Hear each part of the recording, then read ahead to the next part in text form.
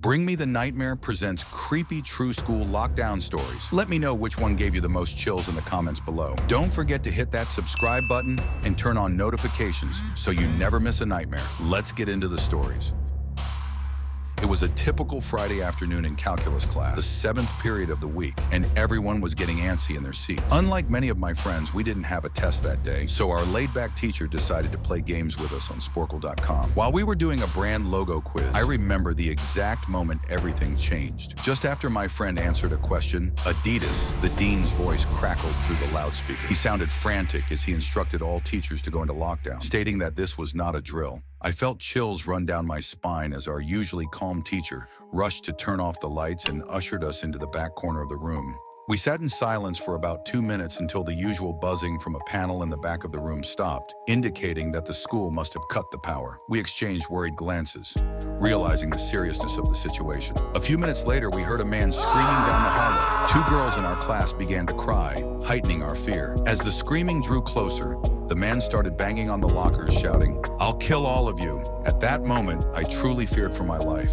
Our teacher shushed us, and we all exchanged anxious looks. The banging moved to our classroom door, and one of the crying girls screamed, "No!" The pounding grew louder as the man yelled, "Open up!" Now 2 girls were crying openly. It felt like an eternity as he pounded on the door, but eventually his screams faded down the hallway. About 10 minutes later, though it felt like half an hour, the dean returned to the loudspeaker to explain the situation. He revealed that a mentally unstable individual had entered the building and assaulted the woman at the front desk, causing her to flee in terror. The staff wasn't sure if the man was armed, and at that time, the school lacked proper security measures. After sweeping the hallways and classrooms without finding him, the dean instructed teachers to resume class, but to keep all doors locked and not to let any students leave for any reason. The most disturbing part came later when a janitor on the night shift discovered the man sleeping in a storage closet near the back of the school.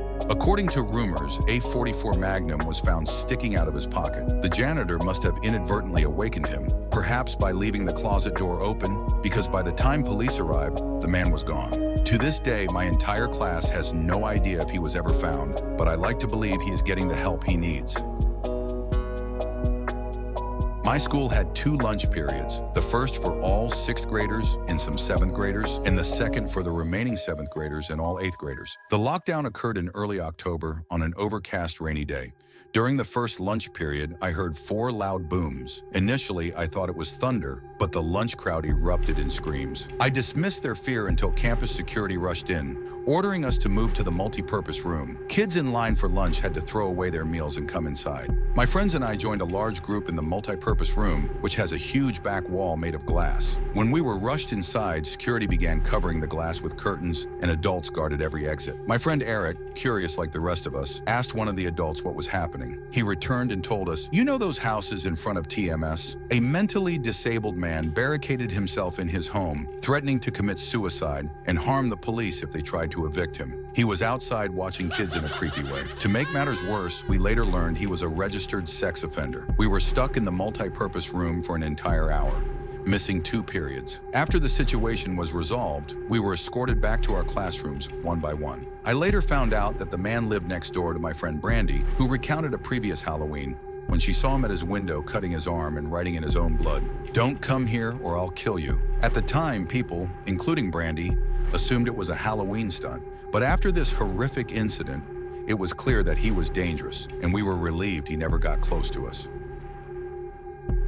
At 22 years old and fresh out of college, I recently landed a job as a computer intern at my old high school. The messy basement office has 3 spacious desks, 2 mini fridges, a flat-screen TV, and air conditioning, a luxury that students and teachers lack. I got the job thanks to 3 of my former computer teachers, who have become real friends and helped me secure this position. Everything was going well until something unsettling happened a few weeks ago. My coworkers, Dave and Gary, were upstairs while I was in the office during my lunch break, eating a sandwich. Suddenly, I received a phone call from a woman in the front office, informing me that the school was on lockdown due to a possibly armed intruder. With no actual door to our office and the basement door lacking a working lock, I turned off the lights for my safety. I texted Gary and Dave, but they didn't respond. After sitting in the dark for about 20 minutes, I was anxiously waiting for instructions to resume work when I heard the basement door creak open. Footsteps echoed as someone approached my office. I instinctively crawled under my desk, terrified of making a sound. Someone entered the office, but they didn't turn on the lights. The silence was deafening, and I felt like I was holding my breath. Suddenly, my phone dinged with a text message, and I nearly jumped out of my skin. Footsteps drew closer, and I feared for my life. I finally dove out from under the desk, pleading for my life, only to be pulled up by a man in a red plaid shirt and a cap. "It's okay," he said. "I'm just hiding down here with you." "What's happening up there?" I whispered back. But he ignored my question and asked if there was an exit. I pointed him toward it, then asked, "Who are you?" There was a brief silence before he explained that he was there to pick up his son when a teacher told him to hide. As he spoke, I checked my phone and saw a text from Dave. "Dude, this is crazy. Some guy with a gun shot Mr. Buckley. He's wearing a red shirt and hat. Whatever you do, don't come upstairs." I was about to read the text aloud when I looked up and felt my stomach drop. The man caught my suspicious gaze and panic set in. I bolted for the stairs just as a gunshot echoed through the basement, followed by the sound of a bullet ricocheting off metal. Miraculously, I escaped unharmed and made it upstairs, where police were waiting at all exits, including the basement. They apprehended the man the moment he opened the door. Fortunately, Mr. Buckley survived the gunshot. It was later revealed that he had some undisclosed conflict with the man, but the details were never made public. What remains clear is that Mr. Buckley did nothing to deserve such a violent reaction. The sound of that gunshot will forever echo in my mind. And there you have it. Just like that, we have gotten to the end of the video. If you've made it this far, leave a comment and let me know if you have any chilling school lockdown stories of your own. Until next time.